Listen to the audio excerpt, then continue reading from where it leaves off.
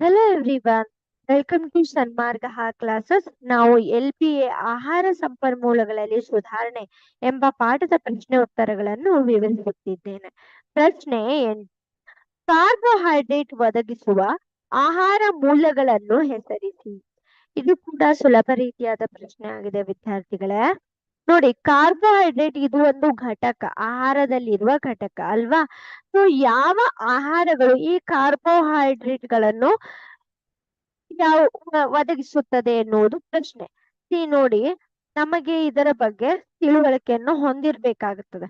ಯಾಕಂದ್ರೆ ನಮ್ಗೆ ಈ ಎಲ್ಲಾ ಘಟಕಗಳು ಸಂಪೂರ್ಣವಾಗಿ ಬೇಕಾಗಿರುವಂತ ಅಂಶಗಳು, ಆಯ್ತಾ, ಜೀವಿಸಲು. ಆದ್ದರಿಂದ ನಮಗೆ ಇದರ ತಿಳುವಳಿಕೆ ಇರುವುದು ತುಂಬಾ ಏನಾಗತ್ತೆ, ಸಹಾಯಕಾರಿಯಾಗಿರುತ್ತದೆ. ನೋಡಿ, ಯಾವ ಯಾವ ಆಹಾರಗಳು ನಾವು ದಿನನಿತ್ಯದಲ್ಲಿ ಉಪಯೋಗಿಸ್ತೇವೆ, ಎಲ್ಲಾ ಆಹಾರಗಳನ್ನು. ಗೋಧಿ ಆಗಿರಬಹುದು, ಅಕ್ಕಿ ಆಗಿರ್ಬೋದು, ಮೆಕ್ಕೆಜೋಳವಾಗಿರ್ಬೋದು, ರಾಗಿ ಆಗಿರಬಹುದು ಮತ್ತು ಬಿಳಿ ಜೋಳ. ಕಾರ್ಬೋಹೈಡ್ರೇಟ್ ಅಂದ್ರೆ ಏನು? ಇದು ಸಕ್ಕರೆ ಅಂಶವನ್ನು ಹೊಂದಿರುವಂತಹ ಪದಾರ್ಥ ಅಥವಾ ಪಿಷ್ಟ ಎಂದು ಕರೆಯಲಾಗುತ್ತೆ. ಸೊ ಈ ಅಂಶ ಹೊಂದಿರುವ ಪದಾರ್ಥಗಳನ್ನು ಕಾರ್ಬೋಹೈಡ್ರೇಟ್ ಹೊಂದಿರುವ ಪದಾರ್ಥಗಳು ಎಂದು ಕರೆಯಲಾಗುತ್ತೆ. ಸೊ ಈ ಆಹಾರ, ಕಾರ್ಬೋಹೈಡ್ರೇಟ್ ಒದಗಿಸುವ ಆಹಾರಗಳು ಗೋಧಿ, ಅಕ್ಕಿ, ಮೆಕ್ಕೆಜೋಳ, ರಾಗಿ ಮತ್ತು ಬಿಳಿ ಜೋಳಗಳಾಗಿರುತ್ತದೆ. ಧನ್ಯವಾದ.